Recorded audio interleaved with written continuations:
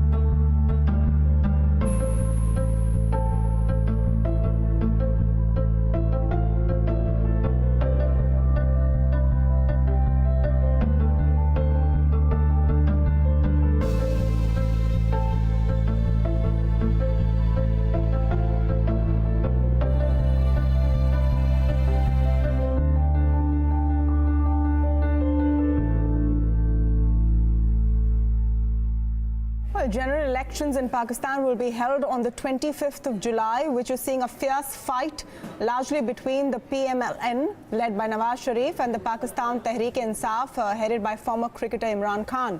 Now, while Imran Khan seemed to be ahead in the race for a while, the tables may have turned with Nawaz Sharif returning to Pakistan from London, even though he is facing arrest on corruption charges. To understand the dynamics of the Pakistan election and how crucial these elections are, I'm speaking now with Michael Kugelman. He is the Deputy Director of the Asia Program and Senior Associate for South Asia at the Woodrow Wilson Center and has been tracking these elections closely. I'm also speaking with Sharat Sabharwal, who's former High Commissioner of India to Pakistan. Welcome to both of you. Thank you for joining us. Mr. Kugelman, let's begin by talking about Nawaz Sharif. Has he, by returning to face imminent arrest, turned the tables for his party and really given them a fighting chance?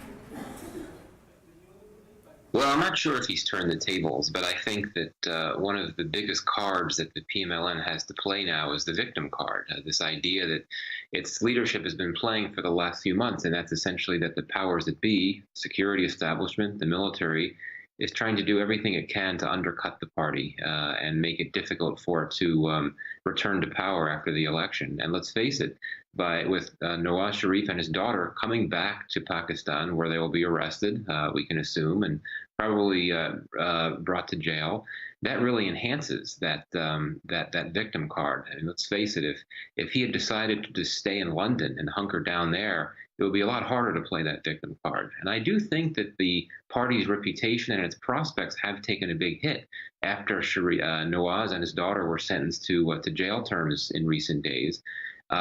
There's still a lot that it has going for it, to be sure, but I think that this victim card is going to be very important, and it certainly is enhanced with this decision to come back on all the optics that will be playing out over the next few hours. Michael, why don't you give us sort of the lay of the land for a lot of our viewers who are perhaps not clued into Pakistan's politics and what the election means. As I understand it, there's Nawaz Sharif and his party largely. He will not, of course, be fighting elections, but there will be votes for people who represent him. There's Imran Khan, and then there is Bilawal Bhutto. How do these players stack up? But I think that the Pakistan People's Party, the party of Bilawal Bhutto, is really not the big power here. I mean, it's one of the two big established political parties in Pakistan, along with Sharif's PMLN party. But really, ever since 2013, the PPP has really fallen from grace. I think it could maintain influence as a power broker if there were to be a need to build a coalition for the new government. Then the PPP could be significant. But this really comes down to the PTI, Imran Khan's party, and the Pakistan Muslim League. And I would argue that that PMLN still remains quite strong and could well get the majority of seats simply because, setting aside all this issue of corruption allegations and all that, it's been weakened, but it still is a very strong party. The party machine is still humming very strongly. It has a very deeply entrenched system of patronage, which is in a position to deliver a lot of votes very quickly, particularly in Punjab, which of course is the big province. And essentially, if you win Punjab, you're going to win the election. The PTI, if you look what it's done, it's been it's been a one-issue party focused on corruption. Certainly, when Nawaz Sharif and his daughter were sentenced, that was a big benefit for the PTI, because it essentially vindicates this long-standing narrative that the PTI has put out there, that it represents a better, newer Pakistan that doesn't reflect this corrupt status quo that you've had with the likes of Nawaz Sharif. But the PTI has not really focused on broader issues, bread and butter issues like economic issues that, if you look at some of the focus group polling done in Pakistan, including in Punjab over the last few months, shows that for many voters, corruption is not necessarily the biggest issue. Issues like job security, food prices, inflation are more important. And I think that could work to the, not to the benefit, could work against the PTI. So what I'm trying to say here is that it's going to be a closely contested election. Of course, ultimately, what it comes down to is to what level is the security establishment? To what extent is the military trying to engineer a certain outcome that would really put the PTI in a better position to take over? Because I think the military, quite frankly, would much prefer a PTI-led government to a PMLN-led government. And, that brings me to the crucial point, and I come to Mr. Sabharwal with that, about why we are interested in these elections.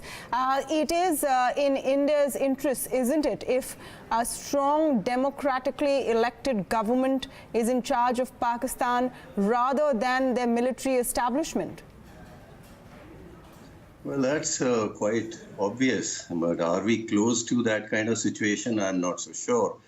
What is significant here is that the battle is engaged really in Punjab, which sends about 55% of representatives to the National Assembly of Pakistan. There, Nawaz Sharif remains very popular.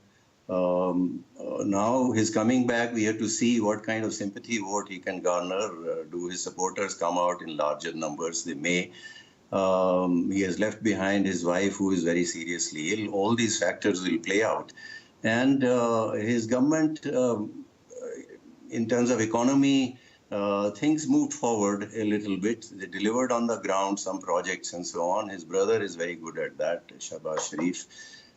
So he presents a formidable challenge. The point here is that he is a politician from Punjab.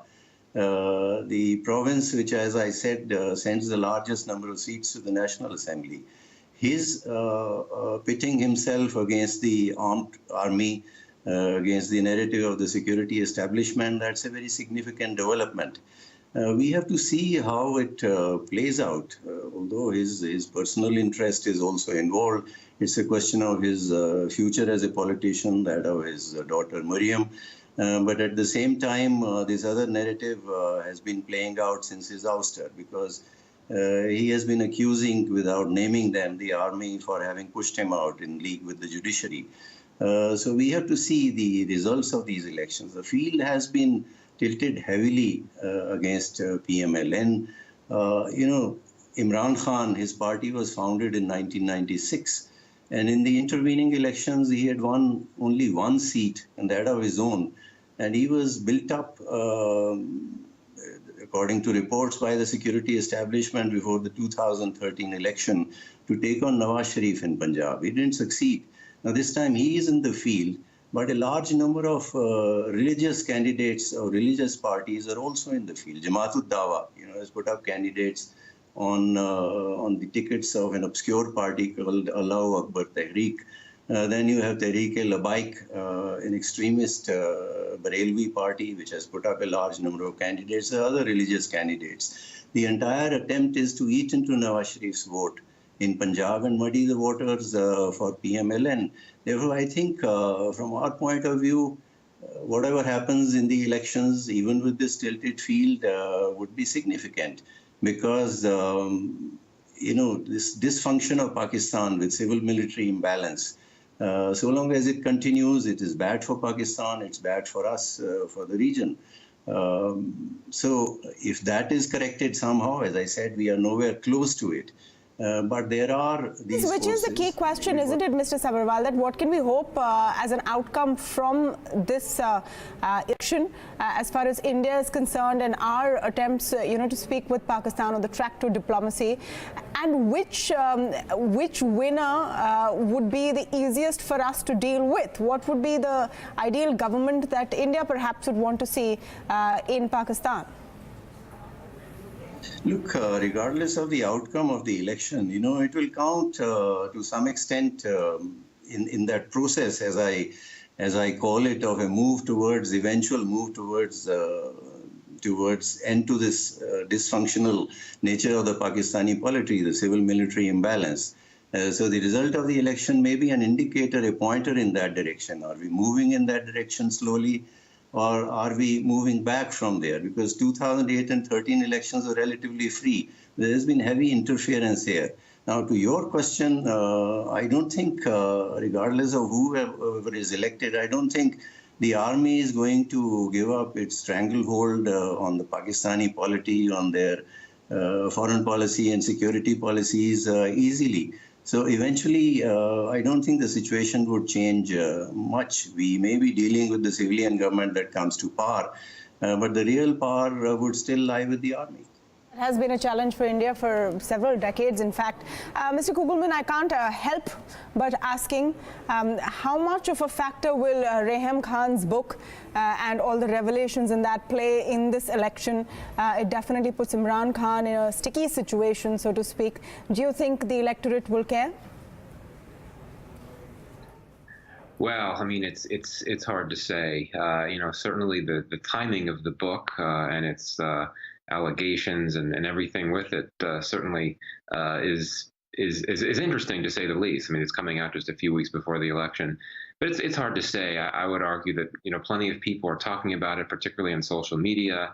But will this become a national issue, and it will sway the way that people want to go to the polls around the country?